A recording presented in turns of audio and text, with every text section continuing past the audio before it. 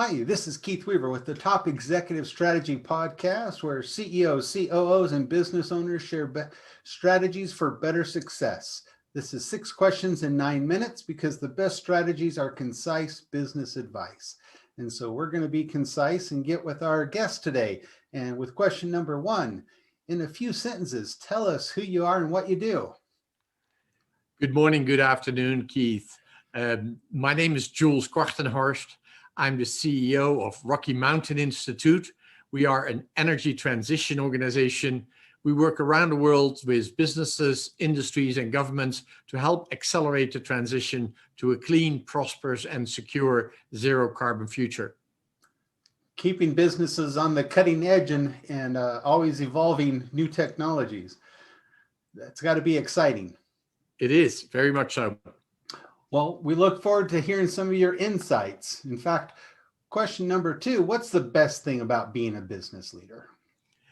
One of the real privileges of leading an organization like Rocky Mountain Institute, which is a nonprofit organization, is that people show up here every morning to contribute to our mission. And I have found that being the leader of a team that is passionate about its mission, that gets out of bed and is excited about doing what it's all about, in our case, accelerating that energy transition, is really a great privilege. So for me, the best part of being a business leader is working with my colleagues and helping the team achieve success in the energy transition. It's always fun to work with other passionate people and just, the energy that's out there between everybody when everybody's energized and passionate. So that's cool. So question number 3, I hear from other business leaders that sometimes their people strategy is more challenging or difficult than the actual business strategy in running their business. Your thoughts? I think that's absolutely true. We all know the saying, culture eats strategy for lunch, and that is absolutely true. Here at RMI, we're lucky. People join our organization not first and foremost because we're going to pay you the highest salary or because your ambition is going to drive you to become the leader. No, we have people join us because they agree that addressing climate change and accelerating the energy transition is one of the most important things that we can do to safeguard the future of this planet for humanity. So people are passionate, people bring their passion to work, people are excited. And if you tune into that passion, if you leverage that, then it actually far outstrips the power of strategy or structure or any other business aspect. Well said. Very good. All right. Question number 4. What strategy would you like to share with other business leaders today? That is a meaty question when it comes to what we do. From our perspective, we are on the cusp of a new industrial revolution, a revolution that will bring to the world clean solutions for energy and through energy for heating and cooling and power and mobility. A revolution that is going to happen much faster and is going to bring incredibly exciting new technologies to everybody around the globe. People don't realize yet, but the energy technologies of the future, whether it is wind or solar or battery storage or electric vehicles, are rapidly becoming the most cost-effective and the most functionally powerful technologies of the future. The days that wind and solar needed subsidies to compete are behind us. It is going to be within a few years that electric cars are actually going to be cheaper than traditional gasoline cars. And all of that is going to drive the pace of this energy revolution. That's good news because climate change is a big threat to humanity and also therefore a big threat to businesses around the world. So as a business leader, you have to be aware of these developments. You have to be aware of the fact that your assets and your infrastructure, your company is at risk of the impacts of climate change, whether it is hurricanes or forest fires or floods. And at the same time, your business may look very different 20 years from now because of all these new energy technologies. If you run a chain of gas stations, you may have to think about electric charging because that is going to be the future of your sector. If you're currently in the business of exploring or developing or producing oil and gas, that business may not be in existence anymore 30 years from now.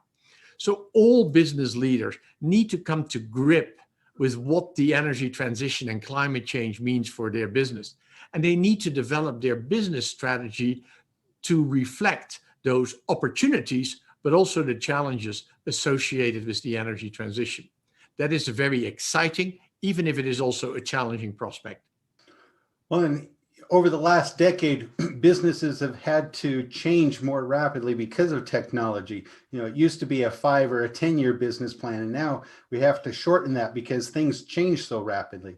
And it sounds like you're really kind of anticipating that things are even going to change faster as we go further into the future.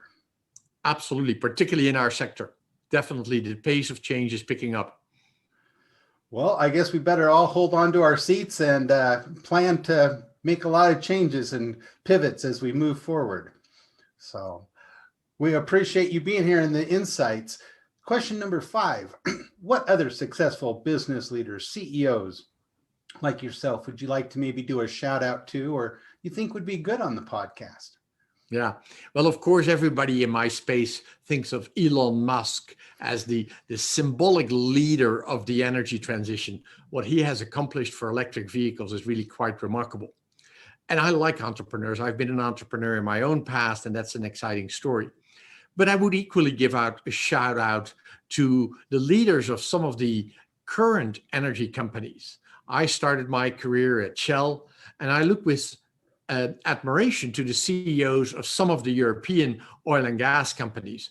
Ben van Beurden at Shell, Bernard Looney at BP, who have come to grips with this idea that their business 30 years from now is going to look dramatically different from what it is now. And they are realizing that they're going to have to make the transition really fast, that they have to shift to a new reality. That's cool. Well, maybe we can reach out to them and see if they're available. But again, it sounds like several people that are staying on that cutting edge and making those transitions to bring the future into the present somewhat. So absolutely. Yeah. Very good. So question number 6, just kind of a final fun question. Tell me about one of your favorite past bosses. You know what? I'm going to play a trick on you. I'm going to talk about 2 favorite colleagues.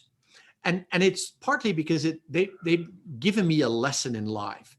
As the CEO of a business, you are in sometimes a bit of a lonely spot. You have all the responsibility on your shoulder and you're in charge. And in many ways that feels good. But everybody also knows that nobody is perfect in every way. And everybody has their strengths, but also their weaknesses. So when I think about the past and where I've learned the most and where I've benefited the most, it's often with those colleagues who've stood shoulder to shoulder with me and who've complimented for my weaknesses. I'm a good visionary leader. I'm a good strategist. I can inspire people.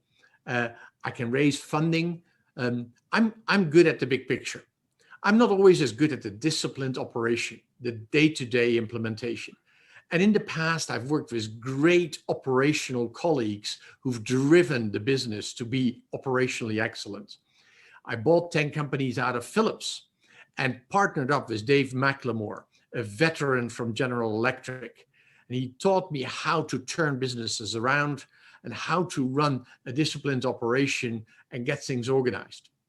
And then when I also built a large integrated call center services company across Europe and the Far East, I partnered with Roel Lauwhof, who now is the Chief Operating Officer of ING Bank, but in an earlier life, since he and I parted ways, was the Chief Operating Officer of British Telecom. And he was just such a rigorous, disciplined operator. He had the statistics, he had the facts at his fingertips. And at the same time, he inspired his people to work in that rigorous and disciplined way. So those are 2 people that I've really enjoyed working with in the past and are high on my radar screen of complementing my weaknesses. Well, I love the twist on it because, obviously we learn a lot from our bosses, both good and bad bosses. But we also, like you said, we can learn from anyone, and colleagues are a huge source of opportunities to learn various things. And so that's a great story. Thank you so much for that. And again, thank you for being on with us today. Before we leave, can you tell people how they can get a hold of you or link up with you? You can find me, Jules Kortenhorst, on LinkedIn and on Twitter. But you can also go to our website. Rocky Mountain Institute has an extensive social media presence and internet presence, and I look forward to meeting all of your listeners there. Well, and again, we appreciate you taking the time to be here.